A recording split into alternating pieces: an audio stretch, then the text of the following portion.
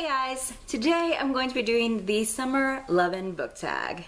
I'm not exactly sure who created this tag. It's a pretty old tag. I think it was made like a couple years ago.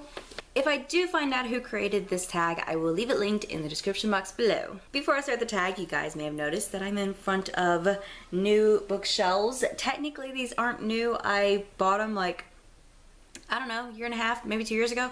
I'm not sure. I actually made a video of me assembling them the day I got them. I just haven't had the opportunity to film in front of them because they're in the hallway outside of my room, and that's like pretty much where everybody makes all the noise. At least my door like muffles some of the noise you guys hear going on in the background, but no one's home right now, so I can film in front of these. But let's move on to the tag. I've watched, I think, about a dozen of these, and I tried to choose books that I didn't see in any of those videos. Because like with most tags and challenges and just every video you see on BookTube, you see the same books being used over and over again, and I kind of wanted to steer clear from that. Question number 1, start of summer. Grab a book with an attention-grabbing first sentence. For this, I grabbed The Maze Runner. When I was thinking about this answer, I was thinking any dystopian book is going to have like a really good first sentence, and then it's like maybe some fantasies. I think the only books I didn't even consider were contemporaries because not a lot of them have very attention-grabbing first sentences. At least in my experience, they don't. But The Maze Runner, the first sentence is, he began his new life standing up, surrounded by cold darkness and stale, dusty air. Now, to me, that's an attention-grabbing sentence. Have I read better sentences? Yes. But after going through probably about 24 books, this one was the one that stood out to me the most. And I know there's a lot of things going on with James Dashner, or there was a couple years ago, so a lot of people don't even like his books anymore. But I've already read and enjoyed all of his books, except for The Death Cure. So, I mean, I'm going to keep the books, and I'm going to continue loving the books. I mean, I don't think I'll pick up any books that he writes from now on, given the fact that everything that's happened, but I already spent money on these books. I'm not going to get rid of them. Question number 2, too hot to go outside. Pick a book to read inside. Now this, I spent way too much time thinking about, because I was like, I don't want to grab a book that is like, I don't know, set in space or has a lot of outdoor scenes or stuff like that, because then you can go outside and you can experience it while you're reading it. And I was like, that's what I love to do. So I kind of steered away from books that I've read that have a lot of, like, the majority of that time spent outside. I also felt like more intense books would be good to read outside too, like dystopians and fantasies and stuff like that. So I kind of steered toward contemporary for this one, and I chose The Problem with Forever by Jennifer L. Armentrout.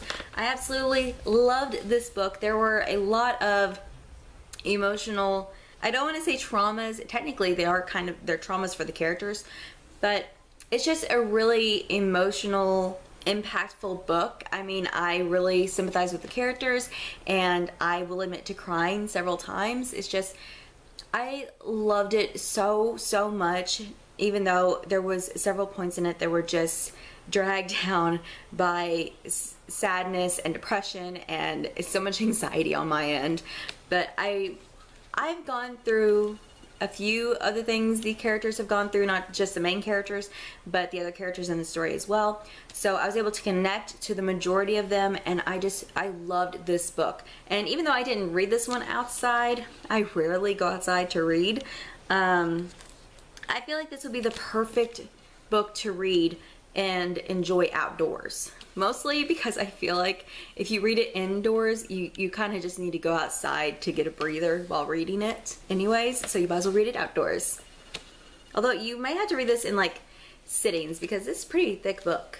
Question 3, summer road trip. Pick a book you would take on a road trip. Now, I take several road trips, and those road trips last anywhere between 4 and 14 hours, depending on whether we're going to Tennessee or Florida.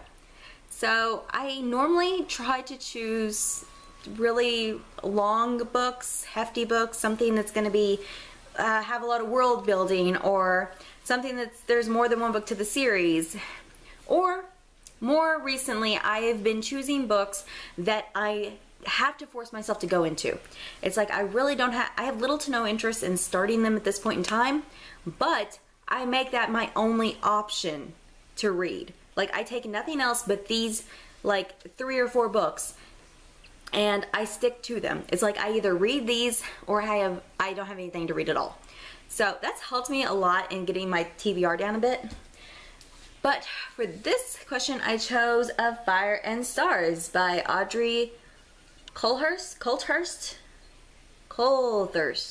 I don't know how to say her last name, but I've got this in a, I think it was the Owl Crate box, and it's been a while since I got it. But I've been avoiding it because I know it's a female-female relationship. And even though I don't have a problem with that, I have had poor experiences with reading those kinds of books. And I mean, I don't know anything about this, so I don't know if the representation is being done wrong, but most of those books that I've read, either the pairing is just, it felt so forced, or it was insta-love, or it wasn't interesting at all. But those have all been contemporaries as well. This is a fantasy novel, so this may be different.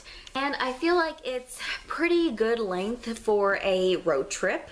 You know, actually I think this would be good for no matter how long the road trip is. I mean, I could probably read this by the time we get to Florida. I just realized I have a bookmark in this. Oh, I have a bookmark in this because it goes to the book. Question number 4, iced tea goodness. Pick a book with a cold setting. Now, this one I was racking my brain on for like a few minutes, and I was like, do I want to choose Prodigy? Because off the top of my head, that's the only book I can think of that has like a cold setting. And I was like, well, did the Shatter Me series have anything that was cold in it?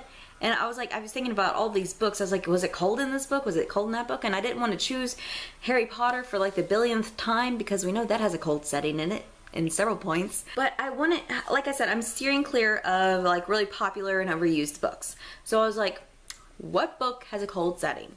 And then I remembered a couple years ago, we had this gigantic snowstorm and it actually knocked out our electricity, and we had to run a generator for like a couple days, 2 or 3 days, I think.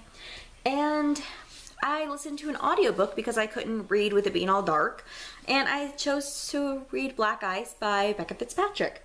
And this entire book takes place on a snowy mountainside in the middle of a blizzard, and it's kind of I can't remember if it was, yeah, it is. It's a murder mystery. It's a murder mystery, and it's also like a thriller suspense kind of book. I mean, it's the only way I can actually describe it, because there's 2 different like sets of bad guys. I mean, like the main character, Brittany, or Britt, I mean, that's the main reason I picked up this book, because we shared the same name.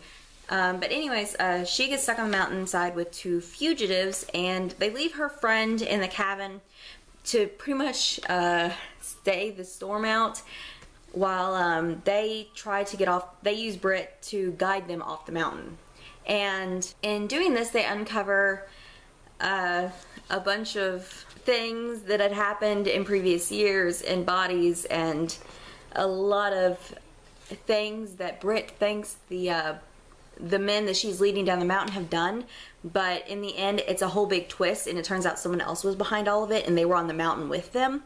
It was actually a very good book, and I actually really enjoyed the audiobook, which I didn't think I would because it only had 1 narrator, but it was really, really good. And I think this is the perfect read if you're just trying to cool off, because like I said, snowy mountain, blizzard, it's the perfect recipe. It's just cold, cold, cold. Question 5, nasty sunburn. Pick a book you've disliked this year.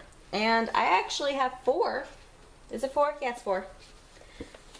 First off, I have Soundless by Rochelle Mead. Then I have Cruel Beauty and Crimson Bound by Rosamund Hodge. Then I have Solstice by PJ Hoover.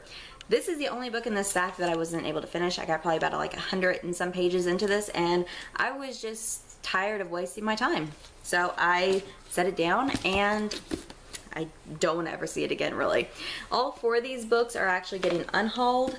I haven't decided when I'm actually gonna do that unhaul, it'll probably be, I don't know, whenever we get out of the hospital. Probably after summer's over, to be honest. But all 4 of these books, I'm getting rid of them. And finally, question number 6. Sizzling read. Recommend one of your favorite books. And this is the question that you see, like, these same books being used over and over and over again. And I could have just used Harry Potter, Percy Jackson. You know, when I say favorite, I mean it's like favorite. I've given them like 5 stars. So the Illuminate trilogy could have gone for this as well, but I haven't finished that trilogy yet. I still have to read the last book, but I'm waiting until we get back from the hospital to do that because I want to sit down and enjoy it. But there were several books that I could have chosen for this, but all of them I feel like have been used a billion times before. So I just went ahead and I chose my favorite manga, Haiku, for this question. I wish I could say the Haruchi Furudate. Probably said the author's name wrong, but I absolutely love this series, and even though I've so far only read the first 6 volumes, because I don't know if I mentioned this, but I want to finish my Goodreads reading goal of reading 50 books before I read manga. Otherwise, the majority of my Goodreads reading challenge is just going to be manga, because I could really use something just like really relaxing to read right now. But I plan on finishing, or at least reading to whatever the last volume is publicized this year. So I think it's like volume 32 or 33 is out so far. So I would read from like 6 to there, and that's what I plan to do for the year. But like I said, I'm just gonna wait. But this series is fantastic. I mean, the artwork at first wasn't my favorite. It takes some getting used to, but it's really, really good still. And it's not like one of those really annoying art styles that's like you just can't even stand to look at. And there's a lot of moments in here. The author of this series actually loves horror, so there's a few points where the characters just look like they've murdered someone when, I mean, they're just playing volleyball. So it gets very, very intense, and it's like, here's a good example of not, the looks get worse than that. But I just love everything about this series and the anime series, and it's so good. And they actually said that they're going to come out with a 4th season. I think it's going to be around like September or October, somewhere around then, that they're going to start airing it. Of course, it'll be forever before we see it because it's going to come out in Japan first. But oh my god, I cannot wait. I love this series so much, and I want like, I would paint my walls in a giant haiku mural if I could. But that would take way, way, way too long. Don't get me wrong, I could do it. I've done a lot of murals before, and nothing of that size, but I would so love to do it. I wonder if my mom would let me do it in the bathroom. Would that be creepy? It probably would be. I better just lay off on that. But yeah, that was the Summer Lovin' reading tag. I'm not really loving summer so much, but this tag really lifted my spirits, and hopefully that is a good sign of things to come for the rest of the summer. Thank you guys so much for watching this video, and I will see you next time. Bye!